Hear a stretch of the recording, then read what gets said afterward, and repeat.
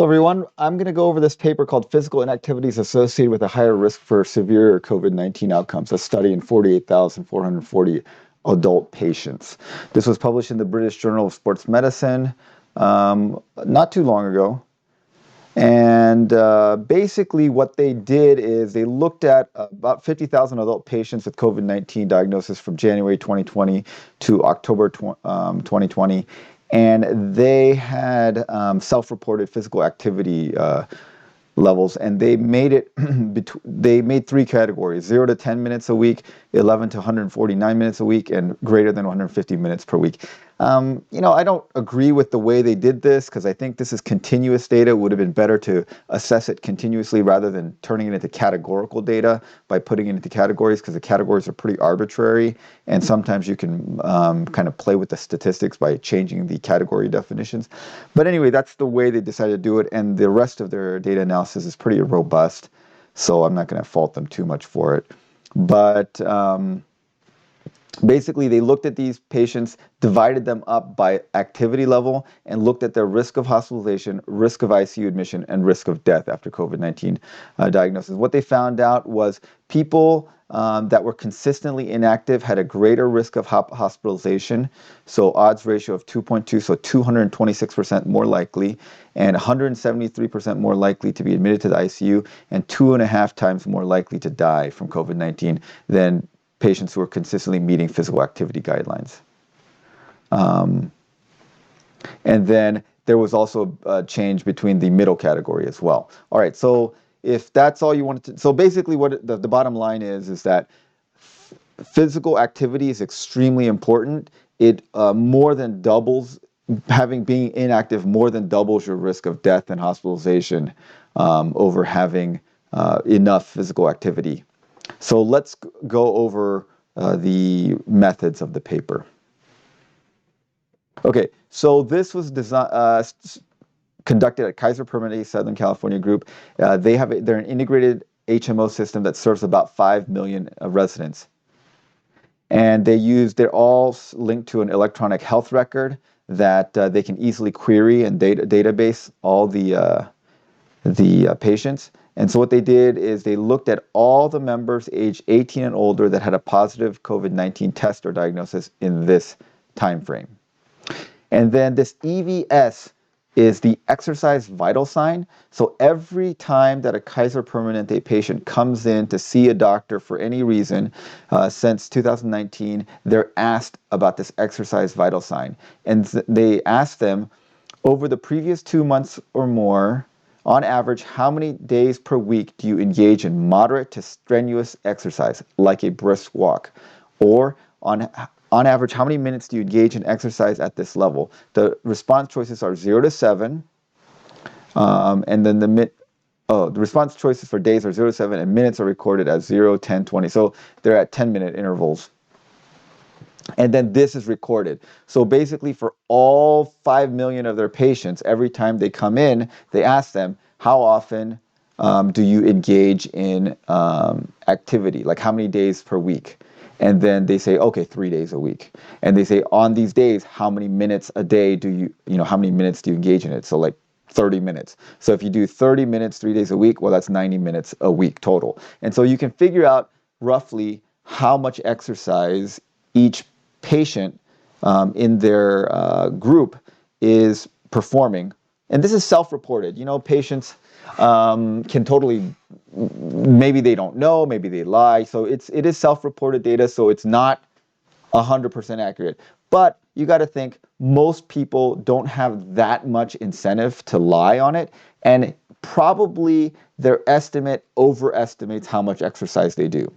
So most people are probably exercising less, actually, than what they say they're doing, because people want to feel like they're doing exercise. So probably people are overestimating. So their data probably overestimates the amount of exercise that people are doing. But anyways, they have this great data set. So it's set up as a perfect system. They have a large group of people, and they can figure out all the people that have COVID-19. So here's what they did. In that time period, amongst their 5 million members, they had about 100,000 patients that had COVID-19 positive test. Of these, 84,000 were 18 years and older and continuously enrolled in the healthcare plan for the 6 months prior to their diagnosis. So a bunch of them were kids under 18, so they weren't included in the study, and a bunch of them were not in the Kaiser Health Plan long enough to get this EVS sign. So amongst these, 50,000 had 3 or more EVS measurements within the 2 years prior to the pandemic. So basically, out of these people, about a little more than half of them had enough of these EVS measurements. All right, so their analysis group was down to 48,000.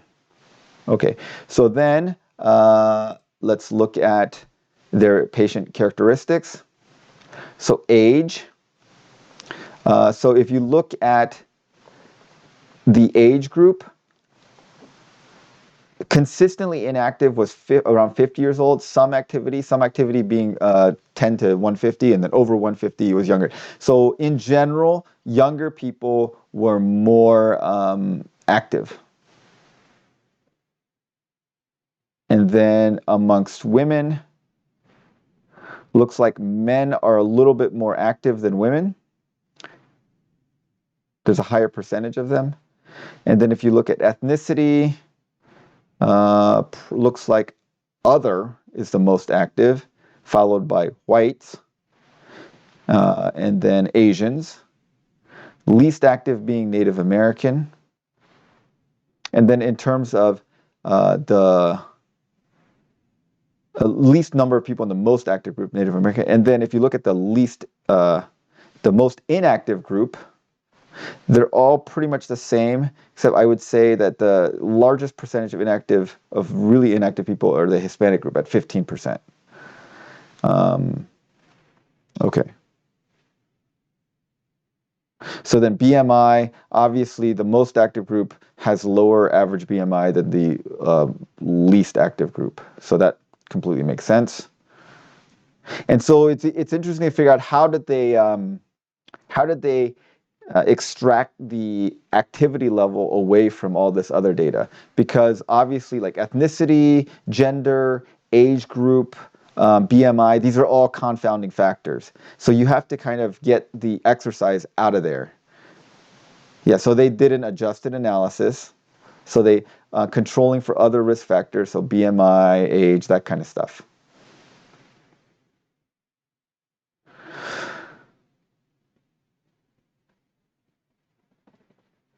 Okay, so these are really terrible pictures. Let's see if I open it in a new tab, it looks better.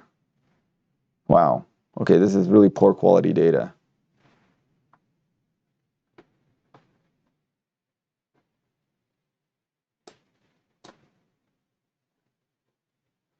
Yeah, this is not good.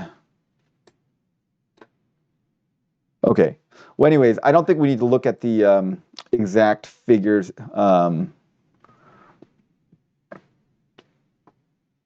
But basically, their findings are what they said in the, after adjusting for it, what they found in the results in the abstract are that if you compare the least active group with the most active group, so people that had greater than 150, there's more than a 2.5 times risk of death.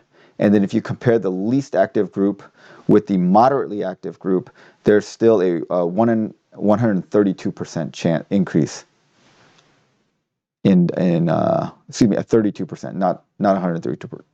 It's a 32%. It's 1.32%, 1.3 times more likely to die. But anyway, this is a large data set of 50,000 people that shows that having activity, having lots of activity is basically as protective from death and hospitalization as a full vaccination.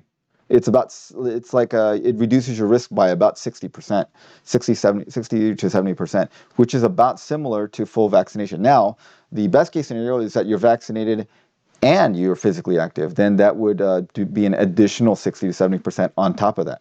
So it just outlines the importance of physical activity and exercise to our health and to our resistance to not just COVID-19, but probably to all viral illnesses and other kinds of health problems.